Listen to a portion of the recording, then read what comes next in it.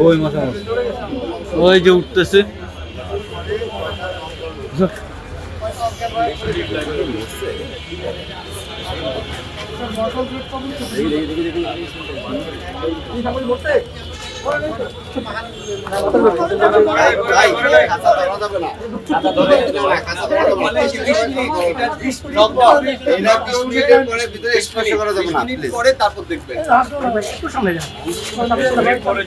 যারা অজ্ঞান হয়ে পড়ে গেছে 24 ঘন্টা পরে এসে দেখবেন কারা মারা গেছে